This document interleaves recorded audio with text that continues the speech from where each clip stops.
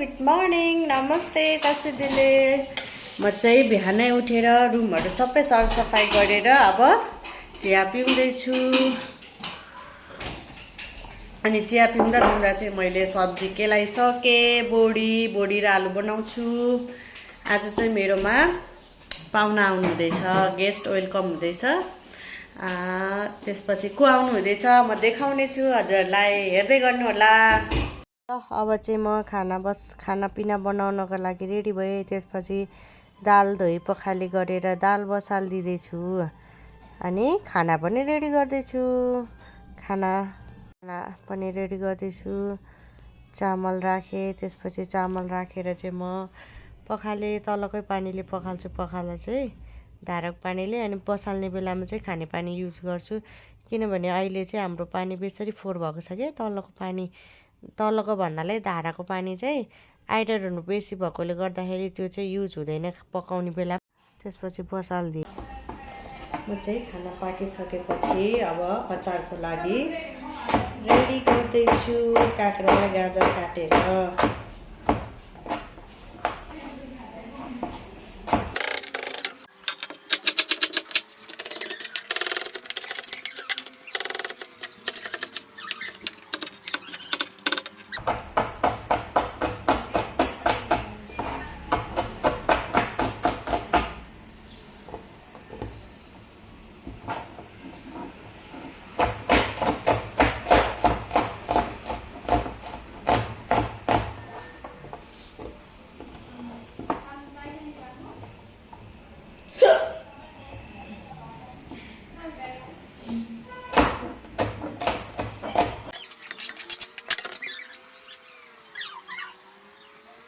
अब चाहिँ अचार झार्नको लागि फ्राई प्यानमा तेल तताएर पनि गरम भएपछि मेथी फुराएर कालो बनाएँ। त्यसपछि बेसर हालेँ अनि अचार झार्नलाई रेडी गरेँ। धनियाँ पारेँ, मोलमाल गरेर मजाले म चाहिँ हातले नै हाल्दैछु। त्यसपछि कुहिने फोहोर चाहिँ फोहोरमा हालेँ अनि कागतीको दानो परेछ भनेर छानेँ। त्यसपछि फेरि कागती निचोरेँ अनि हातले मोल्ने हो क्या म चाहिँ, अनि हातले नै मोल्दैछु। मचक पारेँ। अलिकति सुक्खा भएछ भनेर फेरि पनि रेडी भयो अचार। फाइनल्ली गाइस दिदी भिनाजु पनि आइपुग्नु भयो। वेलकम गरेको भिडियो चाहिँ मैले राख्न पाएन किनभने त्यति नै बेला मेरो मोबाइलको ब्याट्री खतम भएर भिडियो सुट गर्न पाएन। अनि मोबाइल चाहिँ चार्जमा थियो अनि कुरा गर्दै बस्दैछौँ। हामी चाहिँ खानपिन गरेको पनि भिडियो सुट गर्न पाएन के, मोबाइलको ब्याट्री अफ भएर। अनि हामी चाहिँ कुरा गर्दै थियौँ। कुरा गरिसकेर दिदी भिनाजु अब जानुपर्छ, लेट हुनु लाग्यो, फर्किनलाई ढिला हुन्छ भनेर अब जाने सुर्तारमा हुनुहुन्छ। नानी र बाबु चाहिँ जिस्किँदै खेल्दैछ। मेरो छोरी, दिदीको छोरी, उसलाई चाहिँ यहाँ मजा लागेछ कि भाइसँग खेलिबस्यो। अनि त्यसपछि दिदी भिनाजु अब जानुपर्छ, फर्किनलाई ढिला हुन्छ भनेर निस्किनु हुँदैछ। जुत्ता चप्लीहरू लगाउनु हुँदैछ। अनि हामी पनि पुऱ्याउन जानु पर्यो भनेर निस्केको। त्यति नै बेला गेटमा पनि निक्लिनु वार गाडङगुडुङ गरेर एकैछिनमा त दर्कने पानी आएर बर्बादै भयो साथीहरू। त्यसपछि हामी होल्ड गऱ्यौँ पानी रोकिन्छ कि भनेर। त्यति बेला चाहिँ दिदी भेनालाई जिस्काउँदै फोटोसुट गरिदिँदै भिडियो खिचिदिँदै गरिबस्यौँ कि, तर पानी चाहिँ मरे घाटे रोकेला भन्ने नामै लिगेन। त्यसपछि जानुपर्छ, ढिला हुन्छ, पानी नरोके नि भन्नुभयो। अनि ल जाउँ न त भनेर निस्क्यौँ ढोकासोका लगाएर। पुऱ्याउन गएको होइन, बस नआएर पानी परिरहेको थियो। त्यसपछि चाहिँ यहाँ लुगा पसल रहेछ, नानीको लागि घर बस्दा लगाइदिने लुगाहरू लिनु पर्यो भनेर दिदी भिनाजु पसल छिर्नु हो। ल हामी पनि जाउँ न त, पानी परिरहेछ, भित्रै बसौँ भनेर गयौँ।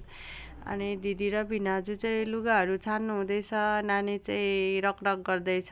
केटाकेटी जता गए पनि यस्तै रकरक, ऐना हेरेर हानेर हाँसेर नक्कल पारेर पुकुली आमामा ल हेर त्यहाँ भन्दै हेरिरहेको छु म चाहिँ। दिदी चाहिँ गाली गर्नु हुँदैछ नानीलाई बदमास भन्दै। अनि लुगा छान्नु हुँदैछ उहाँहरू चाहिँ, कस्तो लिने भनेर। अनि म पनि त्यही साइडमा बस्दैछु गाइज। के गर्नु, यस्तो पानी धोब्बी पानी परेको छ कि पानी रोकिने त नामै लिएको छैन के। यस्तो पानी पर्यो आज। बहिनीलाई चाहिँ उयो व्हाइट स्लिपर दामी लाग्यो अरे दिदी भन्दै हेर्दै थियो नानी चाहिँ। मन पऱ्यो अरे उसलाई। म त लिन्छु लिन्छु पछि घर जाने बेला भनेर फोटो पनि खिचिन्छ। अनि ल हेर्नु त पानी यत्रो पानी परेको छ कि आज त भक्कु। अनि पानी परिरहेछ, बस चेन्ज गरेर जानु गाह्रो पर्छ भनेर अनि मैले चाहिँ इनड्राइभ गरेर ट्याक्सी बोलाएँ। त्यसपछि ट्याक्सी आयो अनि दिदी भिनाजुलाई चाहिँ ल राम्रोसँग जानु होला, बाई बाई, शुभयात्रा भनेर बाई बाई गरेर बिदाई गरेँ। त्यसपछि बहिनी र म चाहिँ घरतर्फ लागेँ। नानी र म चाहिँ छाता बोक्दैछु अनि पछाडि बाबु छ अनि मेरो भिडियो चाहिँ नानीले सुट गरिदिँदैछ क्या। अनि हामी घर आइपुगेर चाहिँ जिराको धुलो सकिरहेको थियो अनि दिउँसो सुकाएर रेडी पारिराखेको थियो। अब पिन्न जाउँ नानी, अब के गर्नु त भनेर अनि बहिनी र म चाहिँ बाबुलाई नै बोकेर मसला पिन्न भनेर गएँ। मेरो फुच्चे चाहिँ बाहिर डुल्नु पाएर मक्कै त चिसो लाग्छ भनेर अझ खास्टुले छोपिदिएको छु। मजाले दायाँ र बायाँ मुन्टो घुमाइ घुमाइ हेर्दै आनन्दले गयो। फाइनली मसला पिन्ने दिन चाहिँ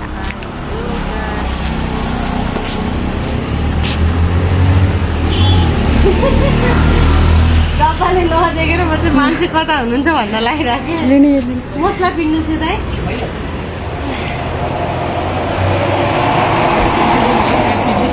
हजुर